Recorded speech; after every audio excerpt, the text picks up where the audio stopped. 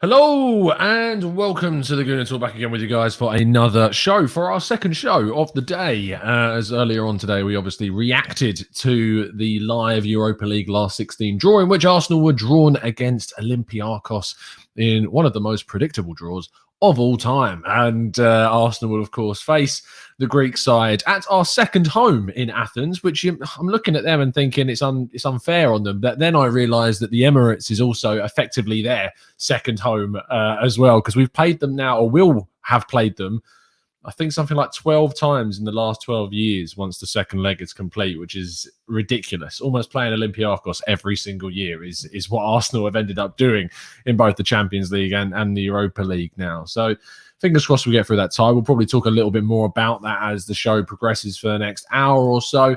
And just before I roll the mid-roll sequence, the show is now on all audio platforms that I can think of to put it on so far. I'm going to try and get it onto some more if anyone requests them. But we are on Spotify, SoundCloud, and iTunes. All the shows besides the tactical breakdowns, because obviously they're more visual. So the Let's Talk Arsenal, Raw Reaction straight after the games, the podcast, the TGC podcast, all of them are now going to audio only as well. I keep saying audio only like it's YouTube's finishing, but there is an audio only option for you to listen to as well. So if you're in the car, you're going to work, whatever, all of them are going to be on there. So what the next thing is obviously trying to get that out to more people. If you do watch on iTunes, I believe there is a review system. If anyone is kind enough to go and write some reviews on the site, I know we have a lot of people that support the show, and I really appreciate the amount of support we do get. But if there's anything else that you're willing to do to help support the show by writing a very kind review on iTunes would be amazing. And if you are already listening on iTunes, then thank you so much. We really appreciate it. But let's crack on with today's show and go into some of the Arsenal talk that needs to be discussed today.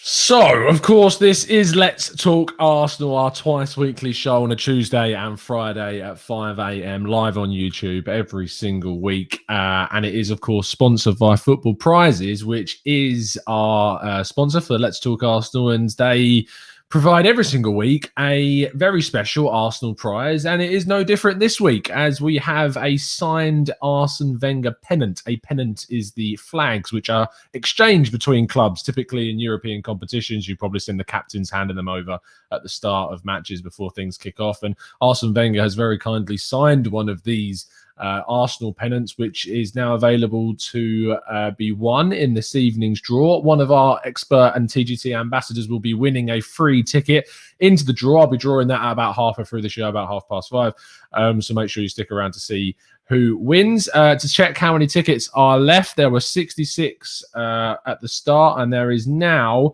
22 left. So just 22 tickets are remaining, and it gets drawn at 7:30 tonight. So that's in 2.5 hours. So if you want a ticket, you've got a really good chance of winning this one if you buy one or two or as many as you like. So make sure you get in there. And a massive congratulations also to Jared and Daniel Robert. Again, I've seen that Jared has now received his signed Dennis Bergkamp shirt, which was, I believe, last week's. Was it last week's or was it the week before? Something like that. It's arrived really quickly, which is fair enough. I'm going to post up the pictures of Dan, who also won the signed Aubameyang montage, up on Twitter a little bit later on with their Twitter handles. But yeah, amazing stuff. I want to keep this members run going of members winning, or TGT listeners winning these prizes. So keep buying the tickets, keep helping support them. And yeah, it was great to see another member win the prize again this week. So let's talk Arsenal. If you haven't joined us before for a live show, it is all about discussing the kind of the ongoings about Arsenal. Sometimes it delves into the more of the social things. We have a bit of a chat, a discussion. Sometimes it gets a little bit deep, a little bit real, as we talk about kind of the horrible things that go on with amongst social media and stuff like that. And also, we talk about current Arsenal stuff like transfers, team news, all of that sort of thing. And today we're kicking off, which is quite a refreshing thing because we've not talked about transfers in quite a while.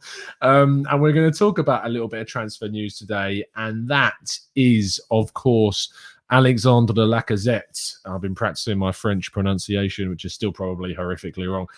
Being linked with a move to Monaco. He's got his contract ending at the end of this season. Chat box, tell me what you think about this link. Tell me if you think it's legitimate. Tell me if you think it makes sense. And tell me what you think about it in general. Are you open to this deal? Or are you a person who'd be more leaning towards giving the guy a new contract and wishing that he would remain at Arsenal for the foreseeable future? Let me know in the chat, and we're going to read through plenty of your comments, because as always with LTA, this is about you guys in the chat box and getting your thoughts through. So, in my view, I think the deal makes a lot of sense. There's a few reasons why it makes sense for Monaco. I don't think it would necessarily cost them a huge amount of money to bring him in. And if that's the case, and I'm not sure about Monaco's financial situation, I have texted Jeremy Smith, our resident French football expert who writes for Get French Football News and that, and hopefully he might reply before the end of the show and I can tell you what he's saying about it.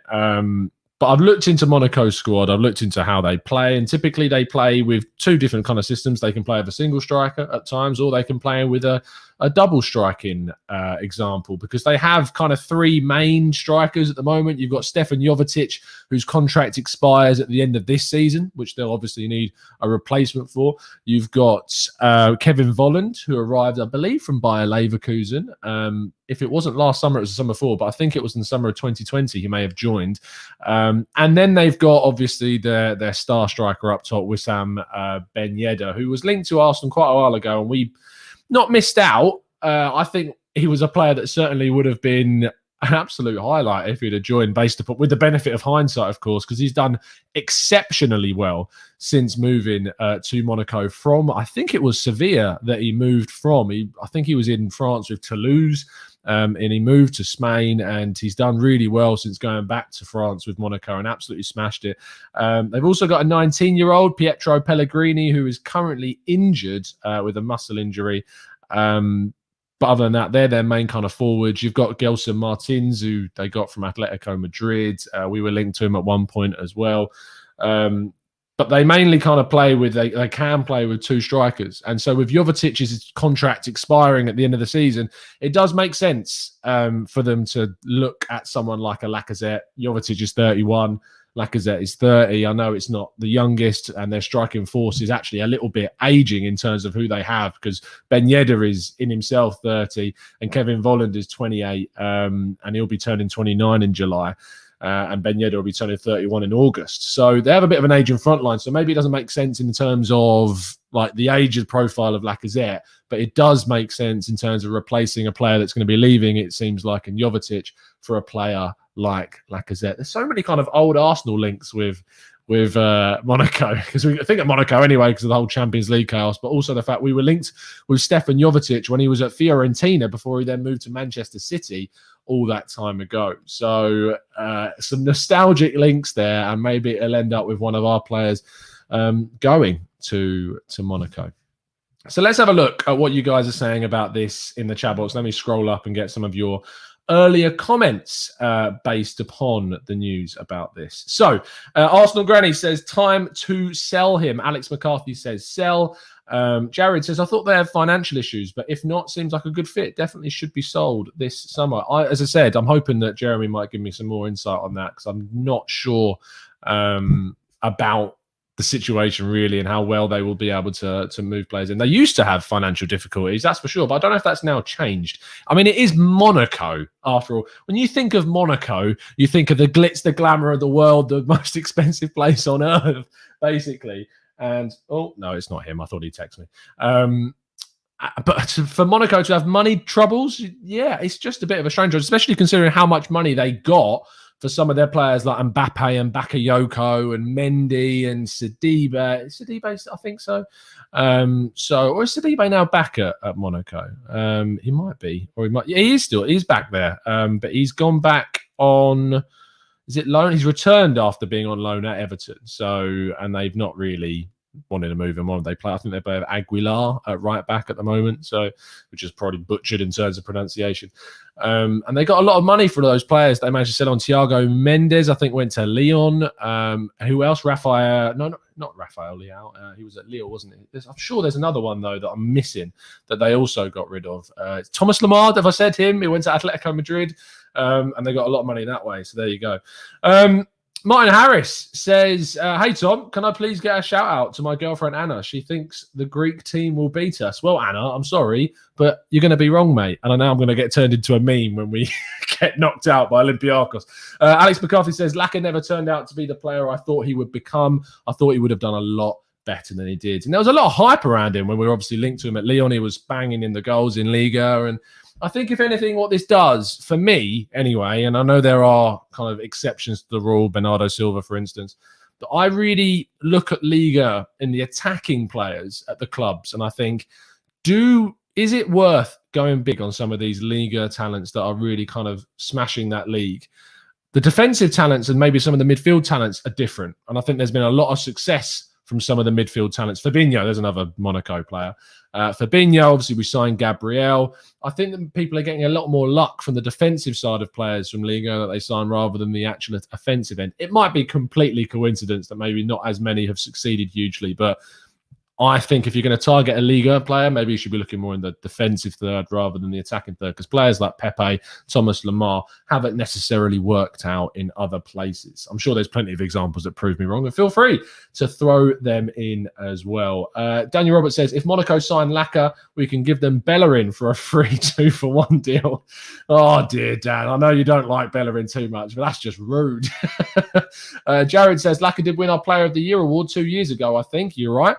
But he never did the 20 goals a season that we all hoped he did. I genuinely don't think he progressed as further than Olivier Giroud. I don't think he took us up any kind of levels. Aubameyang came... I mean, the fact that we signed Aubameyang, who in himself is a striker, that we shifted out to the left-hand side to try and accommodate both of them,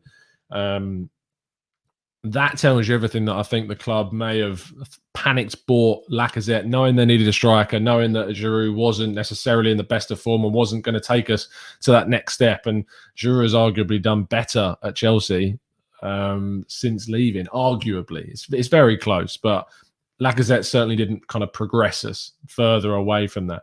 Mr. Joe Kerr says, we must sell these legacy contracts. Has been a needs-must model, and we have operated due to no Champions League money. But if we ever intend to get back as a peak club, we need to make money when the opportunities arise. You're spot on. And we do need to make money better. I had a discussion with Hugh about this on the brief stream that we did manage to do during the Benfica game on Thursday, and I put the point across saying I said it's good business what we've done in moving the players on, and he basically retorted in saying how is it good business? Like, we sold one player and all these players we got rid of for nothing.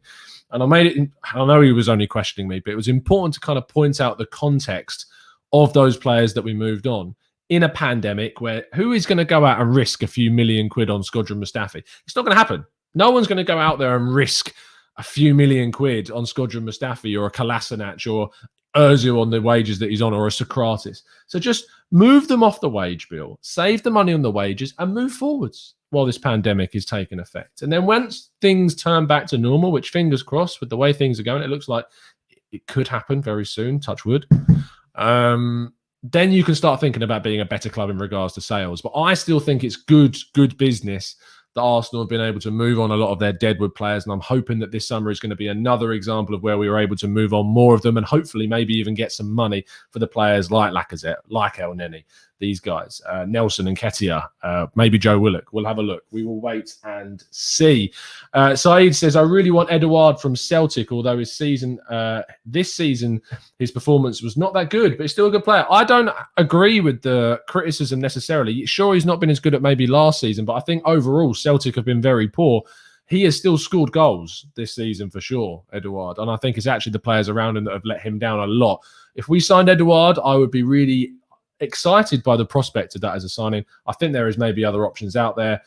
I look at Patson Daka, Sekou Koita at Red Bull Salzburg. I know you might think I'm a little bit biased because I do love my Salzburg. But there's other guys out there. I look at Andre Silva, who's doing really well at Frankfurt and has done really well in other countries and is kind of really getting to that peak form now in the Bundesliga. I like him a lot, playing Portuguese football internationally.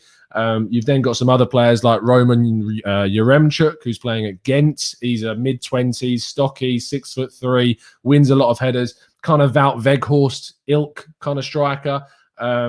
But would be cheaper and maybe a little bit of a savvier signing in regards to someone else. You've got other strikers around the country. Ivan Toney at Brentford is someone else, maybe is a little bit rawer. 24, I think he is in terms of age. But there is options around. And I think it's certainly one that Arsenal need to be a little bit more savvy in what they do. You're not going to be able to go out there and get the Ollie Watkins, the Dominic Calvert-Lewins now, because their price is going to be huge with the Premier League premiums and the fact they're English as well. I'd love it if we'd have gone and got a Dominic Calvert-Lewin. It's just not going to happen at this stage. It really isn't. Anne says, we need to sell Lacazette and Eddie and bring in a centre forward who suits the way that Arteta likes to play. You're spot on, mate. Tom says, it'd be good to cash in on Lacazette and get Eduard. Pedro says, just bought the winning ticket, says Pedro. Number 25, mark my words. We'll be looking out for that number. Of course, in about 15 minutes or so, I'll be revealing which one of our members has won the free ticket into the draw for tonight's signed Arsene Wenger prize. Matt G says, on Lacazette, my barometer for success is to ask if we signed another striker and they had the same career as Lacazette, would we be happy? And the answer, arguably, Matt G, is no, we probably wouldn't be. If we signed anyone else and made him come in, no matter the fee, I think we would be a little bit to say, yeah, during this period, we've needed someone that's going to step up a lot more. And he just hasn't done that. Dellinger. What was that thing I watched the other day? I watched a film the other day where there was a Dellinger in it. I think it might have been the Chicago 7 or something like that. It's a very good film. Anyway, very, very good film.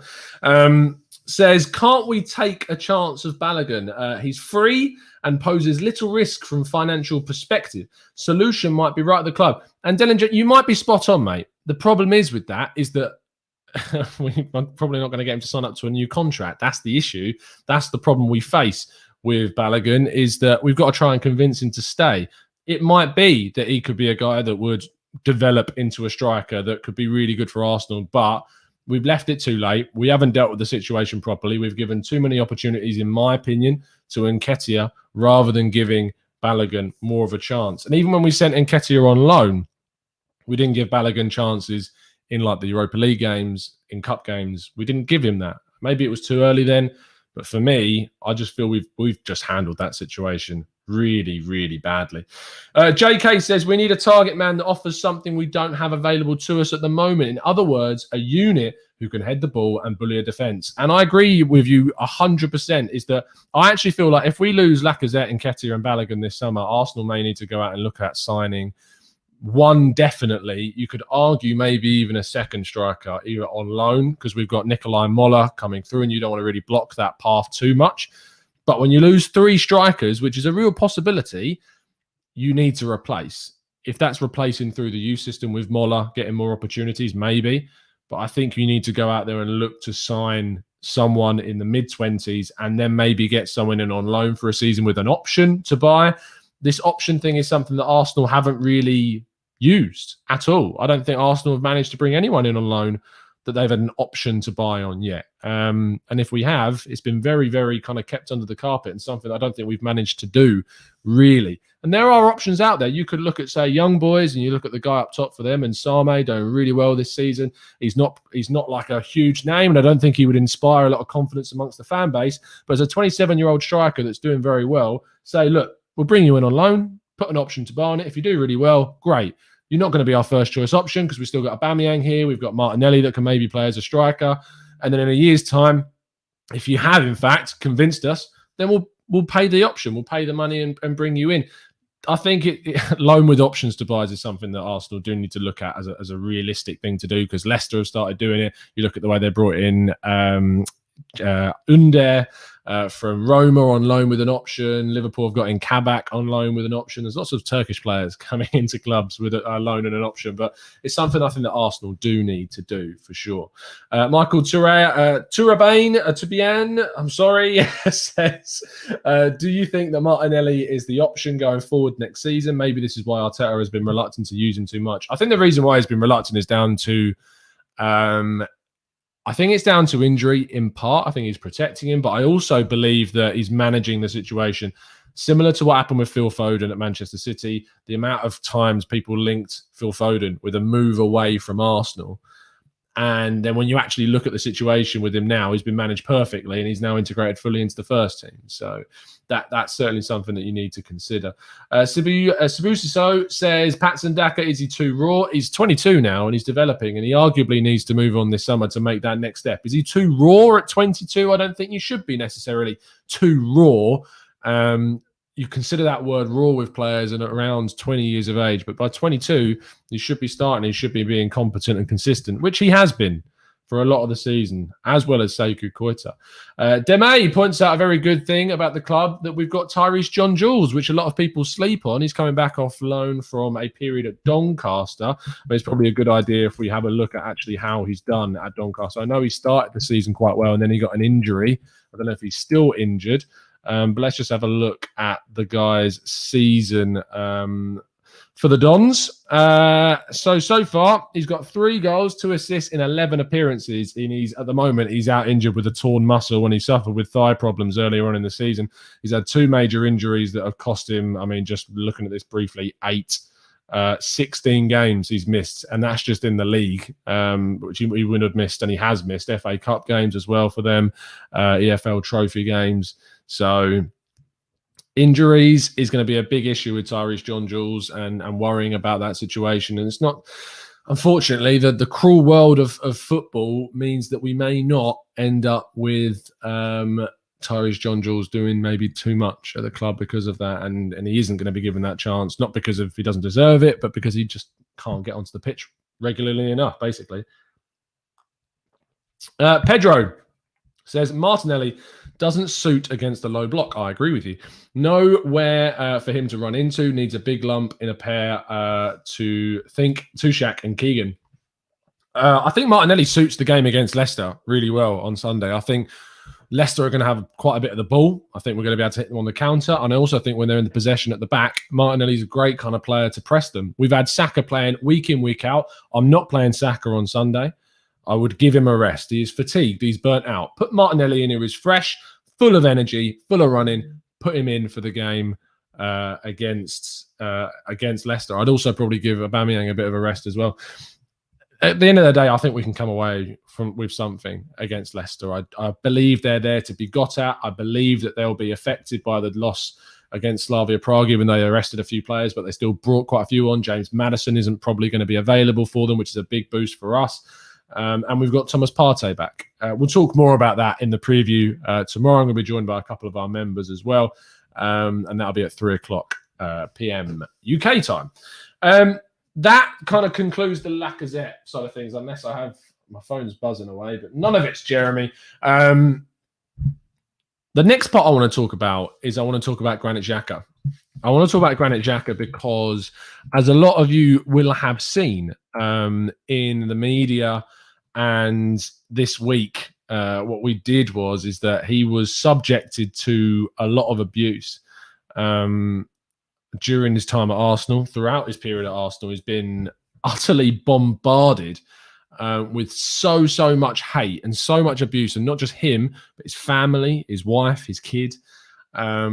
And it's not acceptable. It's a matter of fact that it's not acceptable, the abuse that these players are getting. And we talk a lot on Let's Talk Arsenal on both Tuesdays and Fridays. And when I have the podcast every month with John as well, which there'll be another one next month, about this. And we talk about it a lot. And I love getting your thoughts, and I love getting what you feel and your thoughts around how the players are kind of perceived.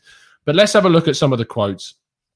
We're going to go to the article on Sky Sports. You've probably already seen the video. I know that Chris Wheatley from Football London tweeted it out. But let's just go into the piece and have a look at what Granit Xhaka said.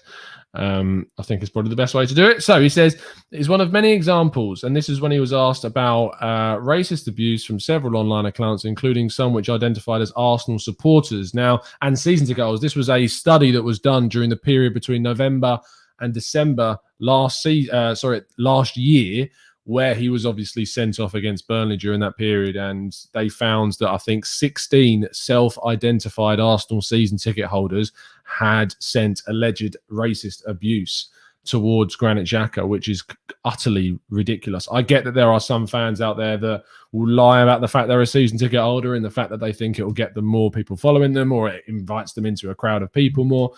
But they are people that have put that Arsenal badge onto their timeline. They identify with that, and then they are throwing alleged racist abuse at a player, and it's just not acceptable. But anyway, he says, it's one of many examples, if I am honest. If I showed the others what they write, I think I have to close my social media. Everyone has to close social media. I say that before, and I will say that now and in the future as well. It is only about me. I am the guy who is on the pitch. It's not my wife. It is not my little one. It is not my family. So if you want to criticize someone, no problem to criticize me like a person, like a player. But I don't make the other people involved because they have nothing to do with my job. Secondly, I have a lot of help from the club because this is something we have to speak very openly about. You don't have to be quiet and say, yeah, I keep it with me, because it is not always easy. But the club was here for me, for my family. They helped me. I was very open with the guys here. And if you have people around you who help you, it is very, very important. Carrying on, the problem is only if you lose, then it is a problem. If not a problem, I mean, can you imagine if we'd have lost yesterday? Like, picture that for a second. If we'd have lost, can you imagine Danny Ceballos' social media feed? Even anyway, he probably got a load of abuse at the time from there is a large percentage of it that are kids, unfortunately, that do it. And it's not all kids. It is obviously some, but there are obviously as well some grown men and women out there that also do it. And it needs to be cracked down upon more. We've talked about it absolute spades, this topic. We really have. If you lose, everyone hates you. Everyone is writing you things like it is not possible to understand how they can write something like this, you know. I wish I could meet the people who write me these things, to sit with them eye by eye, to ask them, why are you writing things like this? This is not acceptable. So you have to open our eyes to look after this a lot, because I think you kill the football like this if the people start to speak about a player or their families or things like this.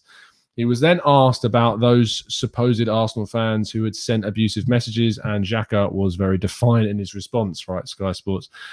He says, they are not supporters of my club. I love the fact he says my club. That's great. I do not see them as supporters of my club. To support the club, they have to be here if we lose, we draw, or we win. Of course, you can criticize and say what you want about football, but not about the person, not about the family. I think this is two pairs of shoes about the footballer and the person. I don't get someone will have to explain that to me. But if one guy is a ticket holder at the club and speaks like this about his own players, I don't think he needs respect from our side or other people. I mean, it's pretty self-explanatory, isn't it, in the way that he is and how he reacts to it. I think he speaks excellently about the topic, and he sums up a lot of things that are going on at the moment, how we need to identify these people better, how these people need to face harsher consequences for what they're doing. But I'd love to get your thoughts in the chat box. So let's see what you guys are saying about this. Jared Carver, one of our fantastic listeners and people who join us in the shows as well, says, I loved what Xhaka said. He is spot on. I also love that he is a guy who throws the media training out the window and will tell you what he is really thinking. Alex says, I totally love his passion for the club, and I know he always gives 100%. However, I don't think his quality is cut out for the Arsenal. Another Prem club, maybe. And that's fine, Alex. I think what you've done there is you've shown that it is okay to criticise. And if you don't think that Granit Xhaka is a good enough player for Arsenal Football Club, there is nothing wrong with you saying that. Absolutely nothing, because that's criticising someone. And criticism and abuse is a fine line, but it is a fine line that is very kind of clear in terms of when one thing turns into the other. abuse should be something that doesn't exist. It shouldn't exist, but it does, unfortunately. But what you've done there, Alex, is you've given a criticism. You don't feel like Granit Xhaka is good enough for Arsenal, and that is absolutely fine. And you're not alone. I know that for sure. But it's when this crosses over to abuse that is obviously the problem that we're talking about. Michael says, I feel for Xhaka. Some of our supporters are susceptible to the repugnant views of other fan channels, and they feel they can go about and abuse the players and the manager with impunity. Very eloquently put, Michael, with some high-level vocab, which as a former teacher, I appreciate greatly. But yeah, you're spot on. And there are, unfortunately, people out there, you know they are, I don't need to name them, that do obviously generate this negative and encourage this type of thing, even saying some horrible things on their own places. I mean, I've had people in the comments ask me to have specific people on, and I've said, no, I will not have these people on. And they've asked me why, and I've told them why, and it's for things they've said. And then sometimes they've not even realized that they've said that. And they go, where did they say that? And I send them the link, and then they're a little bit shocked to see that these people are actually saying these things. And it's despicable. And it really, really is. And I don't want to encourage any of you on here to go to anyone else. And I had a couple of people tweet me after I did tweet, admittedly, I did tweet, and I'll say the tweet because I'm not shameful about it. I tweeted after the game. Where was it? Where is it? Let me see. It was effectively, here we go. Imagine not being able to enjoy this win, crying, laughing face. Stuff those losers is what I tweeted. And I genuinely believe that, because there are people out there that would have been happier to see Arsenal lose because it would generate more of a furore about their content. And I stand by that. But what I don't want, and what I did see, was some people tag people, people tweet them that are listeners of the show. I don't want anyone doing that. I don't want to send that abuse that way. Tweet about them, whatever. Do you. But don't tag me in it. I don't want anyone going from here and going abusing anyone, because it's hypocritical, and two, the only way that I would implore you to deal with it, like I have, is block them, mute them, move on, report them for anything that you see, obviously, that's abusive in any way.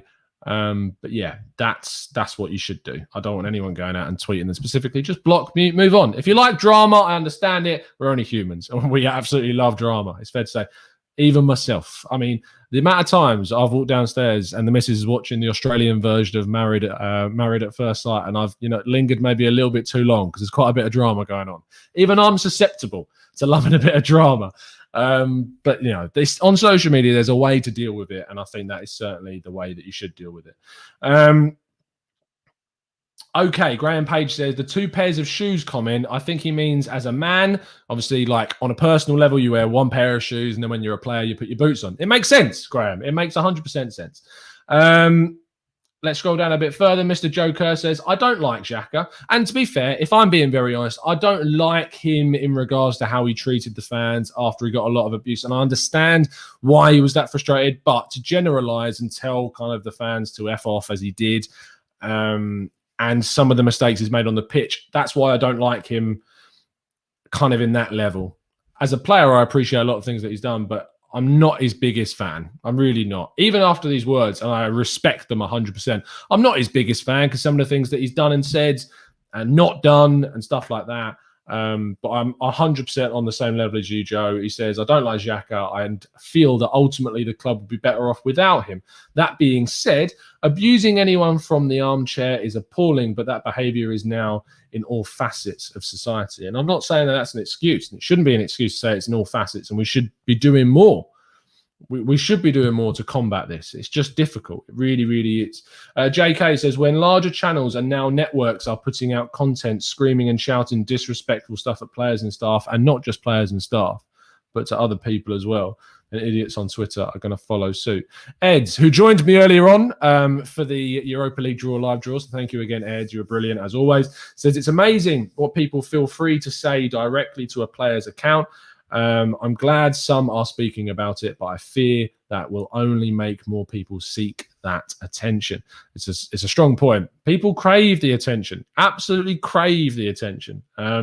Benjamin Harmon, who is one of our newer members, thank you again for joining in, Ben. I know you found us through Hugh Izzy. Much appreciate you sticking around.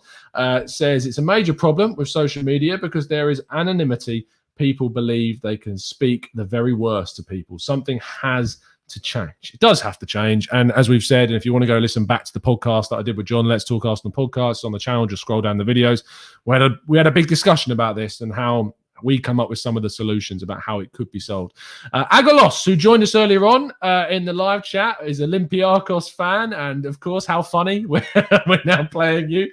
I'm not going to wish you luck because I hope we stuff you and get revenge. But he says Xhaka could be a good CDM, trying to point out a position. I don't think he is a defensive midfielder. I think he's a deep line playmaker that has to play next to someone like a Partey to be the most effective. And that's why I think playing next to Partey, he has looked a completely different player. Completely different player.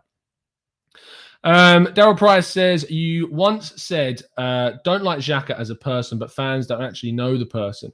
It's like when I say I don't like him as a person, I'm looking at it from a personal point of view, the way that he acts, not the footballer, some of his personal kind of actions on the pitch, which I do still think go on to the pitch. I don't like the way he grabs people by the throat against Burnley. I don't like the way he tells fans to F off. I don't like the way that sometimes there is a lack of maybe public apology. Like we saw with Pepe against Leeds, we didn't get that same kind of thing, that responsibility publicly from Xhaka after the red card against Burnley. They're the types of things where I struggle to like him. In terms of what he is as a pure person and what outside of football, I don't know the guy. I can only talk about his kind of attitude and demeanor as a person on the pitch. And that's the only thing I can comment on and criticize. But I appreciate a lot what he does as a player. And I think that ultimately that's what it needs to be. John Fuse says, it's the internet. Grow up. John, honestly, if I think the people have the attitude of that, then it's going to be a real problem that perpetuates continually. People lose their lives because of internet abuse through cyberbullying. It's not something that simply we can just turn around and go, grow up. It's not. It's simply not something that we can just bat an eyelid at. And I know that some people don't like me highlighting comments like that, but I want to highlight comments like that because I think it is important to highlight the other side, even if I don't agree with it. And I don't agree with John's comment at all. It's not simply about saying grow up. We're not in that culture anymore. I hate the term snowflake that people like to use in the market because there are people out there that are genuinely affected by stuff that happens on the internet. And it's not something that should be brushed under the carpet because there are, unfortunately, people out there that are losing lives. I mean, what is the number one in the UK male killer between like adult ages? The number one killer in males is suicide. And I'm fully aware of the fact that a lot of that is not going to be down purely to internet abuse. In fact, it's probably a very small percentage. Well, who knows? We're not going to speculate. But the point is that suicide is an incredibly very real thing that happens every day in thousands of cases. And it is not something that we can just sit there anymore and go, grow up. Because too many people are losing their lives. Too many people are getting into horrible situations. And people like footballers who, yes, are in a very privileged position for the amount of money that they earn, but that's irrelevant. And it's not their fault that they earn that much. It's because how much people want to pay TV companies to watch the football and are willing to do so that they earn that much. And it's nothing to do with it. They still should be treated like the person next door to you and with respect. And it's as simple as that. The real Janice says, it's disgusting. Bullying and discrimination is a disgrace, whether it's online or otherwise. I'm going to take a brief pause, just because obviously I did say halfway through the show that we would random number generator. Here we go. I would reveal which one of our members has, of course, won the free ticket. There are 20 entries into this week's prize draw to win a free ticket into the Arsene Wenger signed pennant. I'm going to click the button 5 times and we'll see which one of our members has won it. 1, 2, 3, 4, and 5. It's number 8. Who is number 8 in the list? It is Rohit Chandola is our winner. Congratulations to Rohit. Congratulations, Rohit. There you go. He is the winner of the free ticket this week. I'm just going to send a text over to Football Prizes to let them know that they are the winner of the ticket. There we go. congratulations, mate, and best of luck. I'll send you a private message to what number you will be, but it will also obviously be in the draw tonight. If you want to be in there for the draw, it's 8:30 on Football Prizes Facebook page, UK time. So make sure you, hopefully, fingers crossed, you can get that ticket. So thank you, Michael. It says, well said, Tom. The internet can be an echo chamber. I think TGT can be an echo chamber sometimes, and I really want to try and get more varied opinions on the show. Turkish is coming on Tuesday, which I don't agree with a lot of his views. I agree with some of them, so that should be up for a really, really good discussion. You might not agree with some of Turkish's views. It'll be his first time on the channel, I believe, as well. So it's going to be a good chat, and I'm looking forward to it. But he says it can be an echo chamber that causes a lot of damage if you can't find your way out. Mr. Joe Kerr says the abuse that is thrown about on Twitter is no worse than what anyone in a service role gets. Shop staff, emergency services, that society has been apathetic and vicious in and out of football.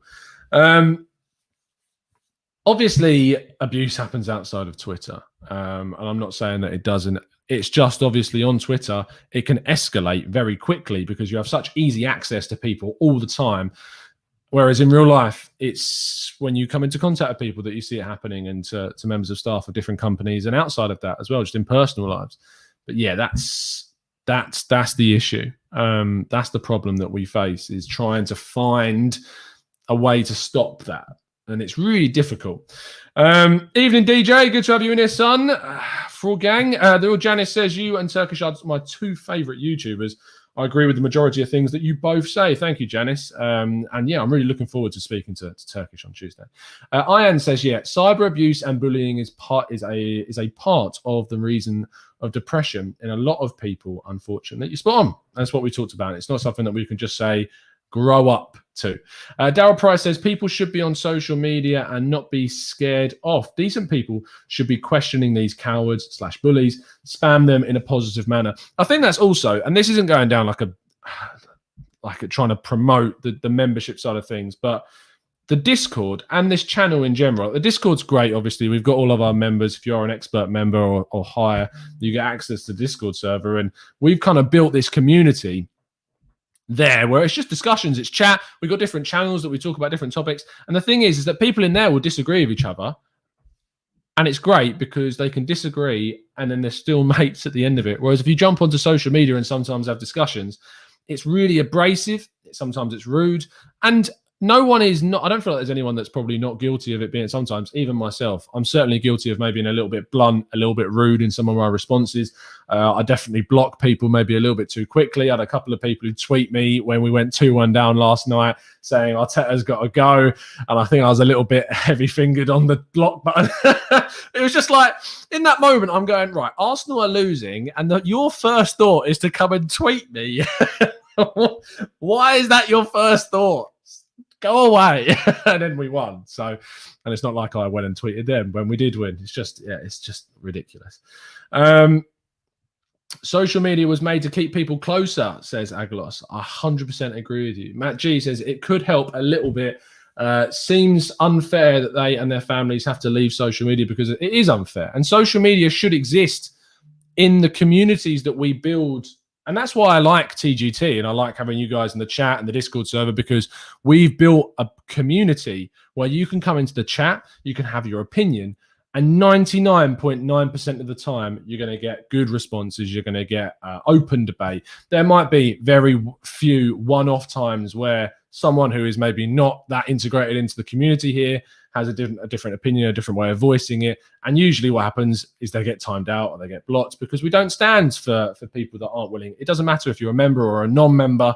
There is a legitimate set of rules that are unspoken, they're unwritten, but they are just known by you guys, and you will respect that. Alistair says social media abuse hits the victim more directly, I think, because of the way we use our devices. Very easy to send texts without thinking carefully. I mean, in general, texting, it causes strain within relationships because there's no context to messages and things can be taken in the wrong way. Everyone's been a victim of that at some point, sending a message that you didn't mean to be interpreted in one way, and unfortunately, it does get interpreted in that way. Matt G says, I like TGT and this community. One suggestion, more drama. We love a bit of drama, Matt. I interpret that as kind of more debate and discussion about topics that aren't necessarily going to be too kind of level-headed about. And that is certainly something that I want to add. It's certainly something that I think I haven't done enough of. I haven't added enough of different people with differing opinions. But the thing is, it's really hard.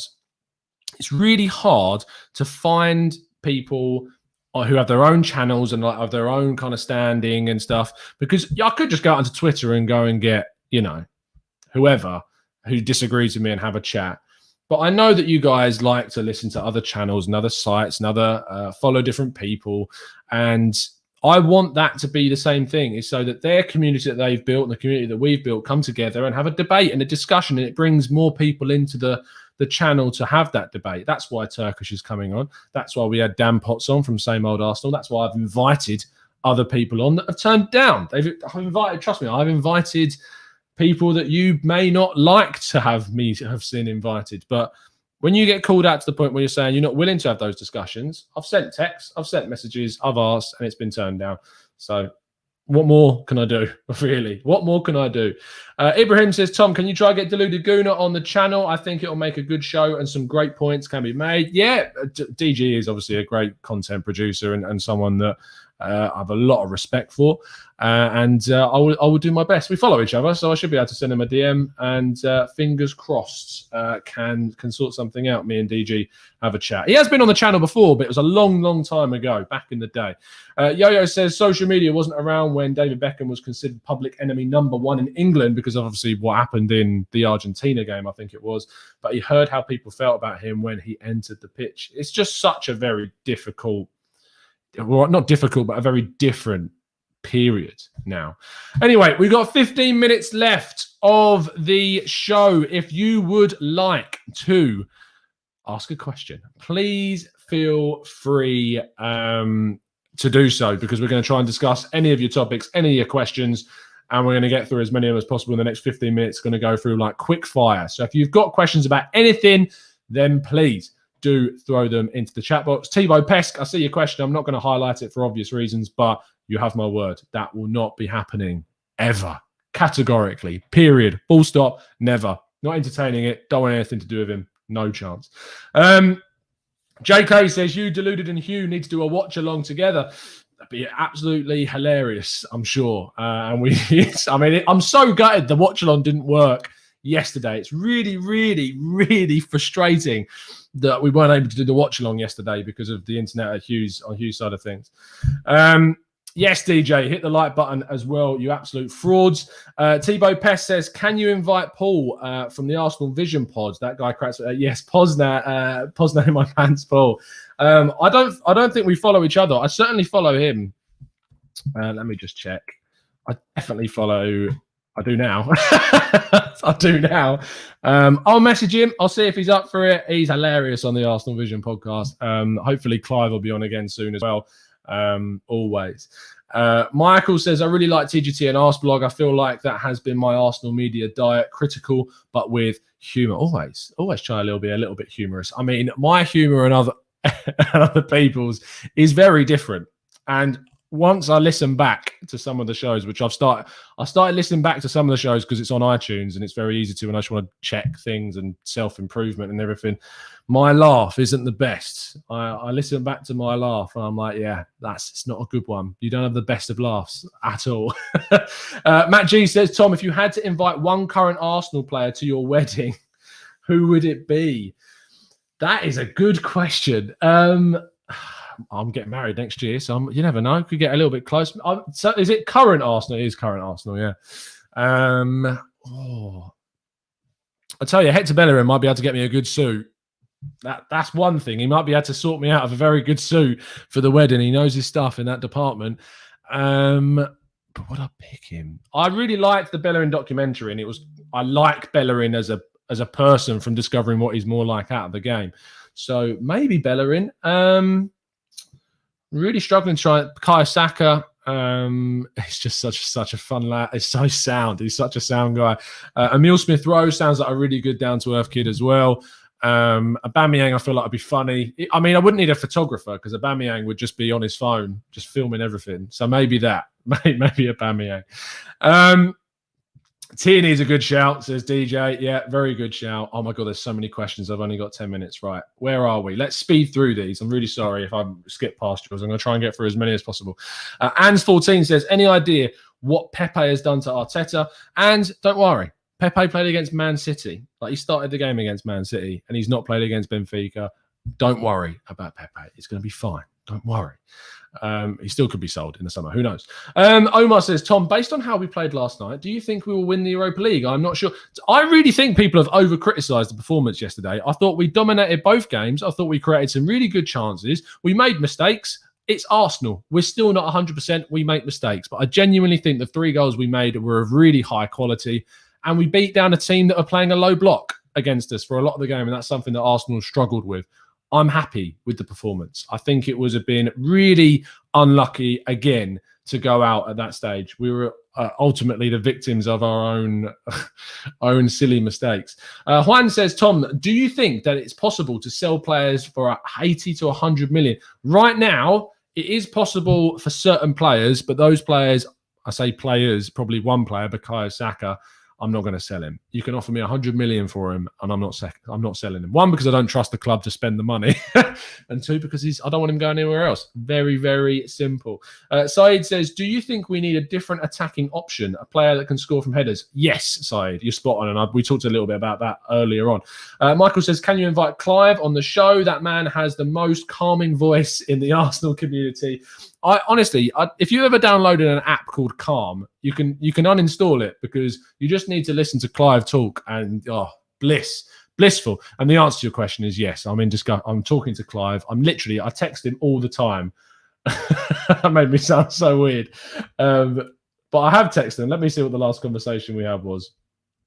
So the last time we text, he was telling me about all the people that are asking him onto shows, but he says, you're at the top of the list, Tom. And then I saw him on Highbury Squad the other day, so I feel a bit betrayed, but I'll have a word with him. Wilson says, are you serious that Lacazette has been linked with Monaco? Yes, I have. Go have a little bit of a Google. You'll find it.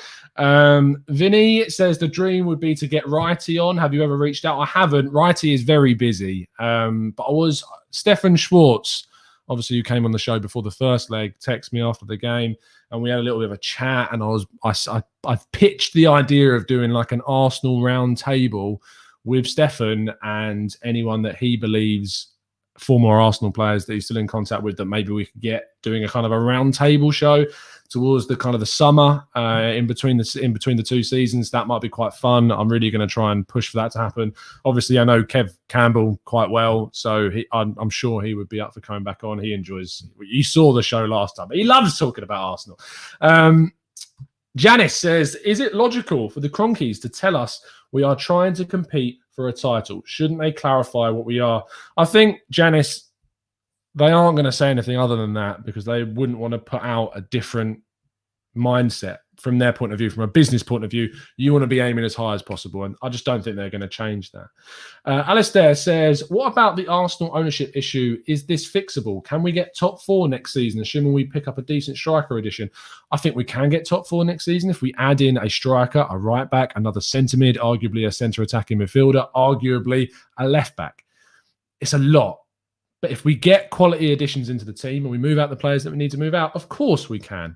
Of course we can challenge. But it's just about if we back the manager, if we back the club, if we back the team. It's not going to happen without that. It's really, really not. Doug says, did Lee retire from the show? Which Lee? I'm assuming you mean Judges. If you mean Judges, then no. Judges has not gone anywhere. Obviously, Judges is very busy. He's on Same Old Arsenal every week, and we got a big roster of regular podcasters at the show. So, no, absolutely not. Lee Judges will be back. Absolutely. Half Pint will be here. Don't you worry. Nana GK says, TGT, deluded, Hugh, Harry Simeon is a dream lineup on a show. Well, maybe it will happen one day. Maybe. Wilson says, who was Arsenal's man of the match last night? It's Bukayo Saka all day long. Dan Roberts says, could you try and get vfeqfo onto the show?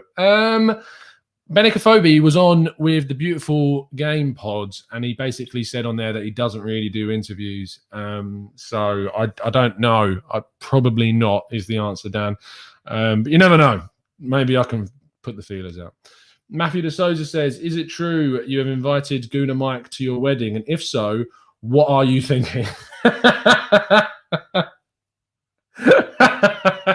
Yes, it is true. And the answer is, I don't know what I was thinking. But me and Mike have obviously known each other a long, long time and are good mates. So, of course, he is. He's not the only one that's going to be there. He, Andy, Drew, and John are all invited and are all coming over next year for the wedding. So that'll be fun. I'm not allowed to do a live pod, apparently. If she's listening, she is in the other room. But yeah, I'm not allowed to do a live pod, unfortunately. But I'm sure that Mike will get his phone out and record a fair few things. So don't worry, there will be pictures and videos next year. But yeah, I don't know what I was thinking, Matt, is the honest answer. I really don't know what I was thinking. Oh, dearie me.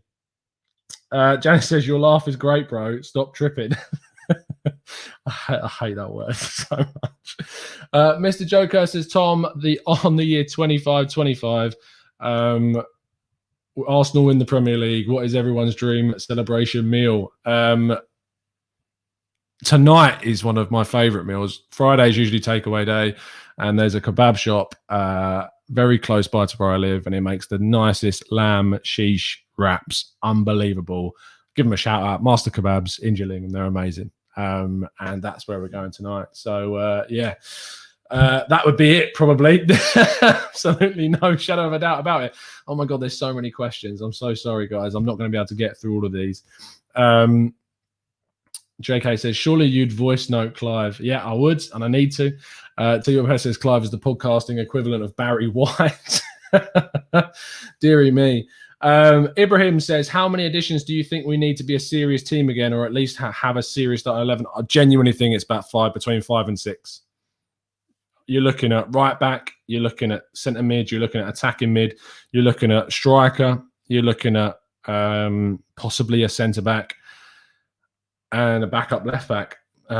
We need a lot. We need a lot is the answer, is the honest answer to that.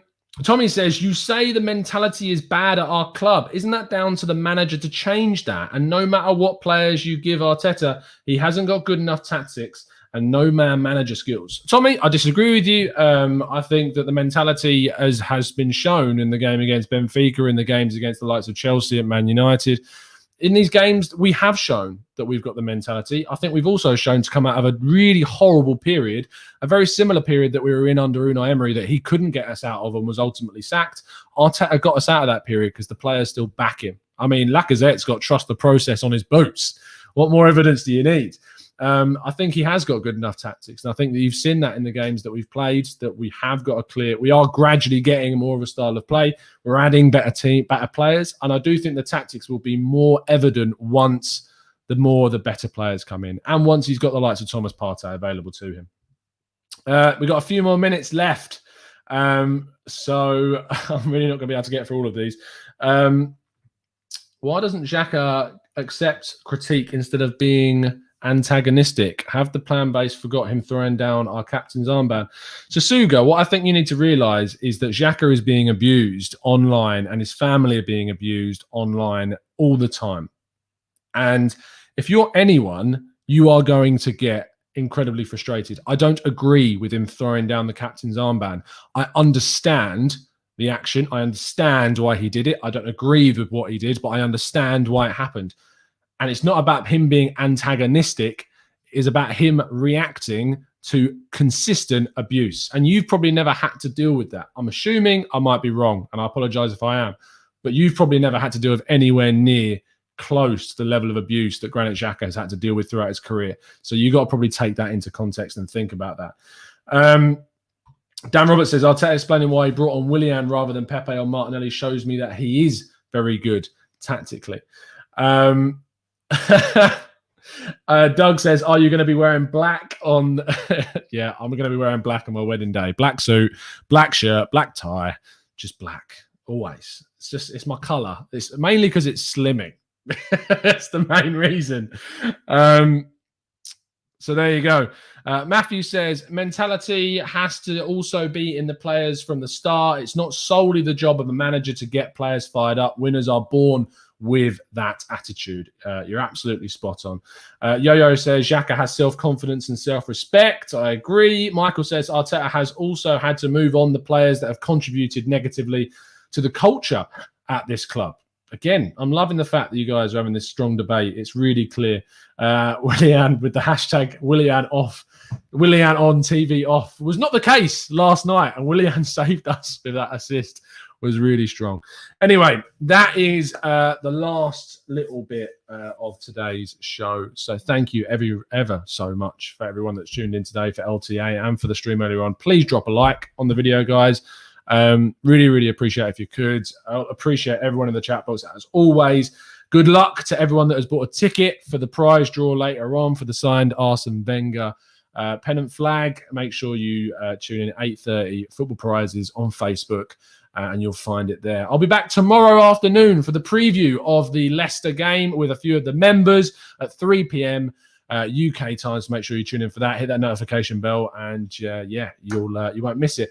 We are on Spotify, iTunes, SoundCloud. We are on Audible, audio only, platforms, and you can listen to these shows while you're going for a run, in the car, at work, wherever. But what I can ask, please, if you can, is go onto iTunes. It'll take you 2 seconds. Leave us a review. It really helps more people find the shows to boost us up those rankings.